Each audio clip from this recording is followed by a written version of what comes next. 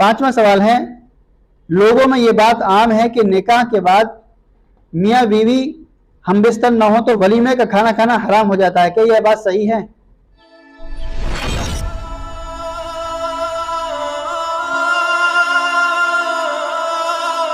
नहमदुहु व नुसल्ली अला रसूलिल करीम, अम्मा बाद।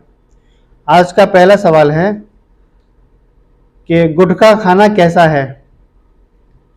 मोहम्मद शाहजाब, अलीगढ़।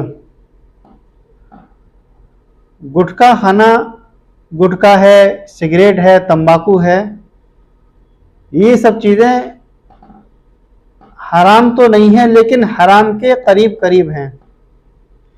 यानी कि ये इंसान के बदन को ख़राब करती हैं। आप आजकल देख रहे हैं कि तरह तरह की बीमारियां पैदा हो रही हैं इसकी वजह से, और इन सब चीज़ों से बचना चाहिए। ये हमारे जिस्म को ख़राब करती हैं, और बाद उलमा ने यहाँ तक फरमाया है कि ये ख़ुदकशी के ज़ुमरे में भी आती हैं। यानी कि जब लोग खाते रहते हैं तो उससे ख़तरनाक बीमारियाँ हो जाती हैं। तो सबको जब ये बात मालूम है कि इससे हमारी जान जा सकती है, तो ऐसी चीज़ का खाना नाजायज़ ही होगा। सभी को बचना चाहिए। मैं अपने ख़ासकर नौजवान भाइयों से और सभी से इस बात की दरख्वास्त करता हूँ, खुदा के वास्ते ऐसी मुज़िर चीज़ें, ऐसी ख़तरनाक चीज़ें जो आपके जिस्म को बर्बाद करती हैं, जो आपकी सेहत को ख़राब करती हैं, जो आपकी ज़िंदगी को ख़त्म करती हैं, आपको मौत के रास्ते पर ले जाती हैं, ऐसी चीज़ से बिल्कुल परहेज़ करना चाहिए। दूसरा सवाल है, गैर मुस्लिम के यहाँ शादी में जाना या किसी प्रोग्राम में जाकर शिरकत करना, दावत खाना कैसा है? मोहम्मद साबिर, अहमदाबाद।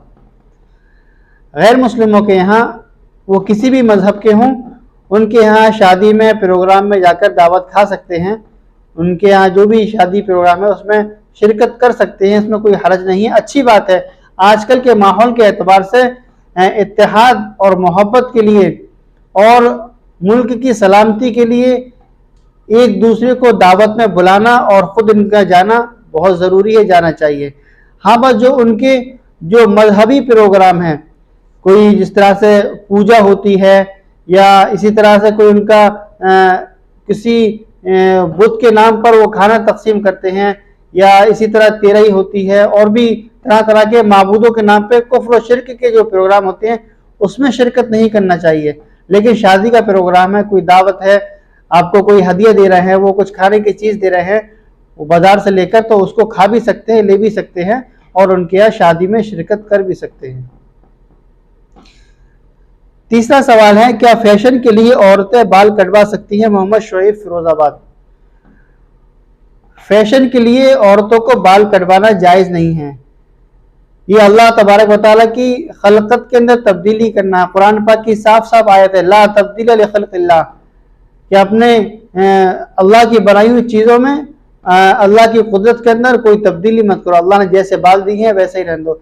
हाँ, कुछ बाल अगर थोड़े से हैं, जो आखिर की नीचे की जो जड़ें, नीचे की जो हिस्सा होता है बालों का, उनको तराशना छोटे ज़रा एक उंगल के बराबर, वो तो सही है, यानी बालों को थोड़ा सा सही करने के लिए इतना काटना तो सही है। इसके अलावा फैशन के लिए बाज़ औरतें ज़्यादा कटवा लेती हैं या आगे से कटवा लेती हैं या तरह तरह की वो डिज़ाइनें बनवाती हैं। इस तरह से करना नाजायज़ और हराम है, क्योंकि एक इतनी बड़ी इबादत हज और उम्रे के अंदर अल्लाह तबारक व तआला ने सिर्फ एक उंगली के बराबर बाल काटने की इजाज़त दी। उम्रे के अंदर अल्लाह तबारक व तआला ने सिर्फ एक उंगली के बराबर बाल काटने की इजाज़त दी है, तो कहाँ से जायज़ हो सकता है? चौथा सवाल है, मुफ्ती साहब, देवर से पर्दा करना चाहिए या नहीं? शुमाइला खान, जौनपुर।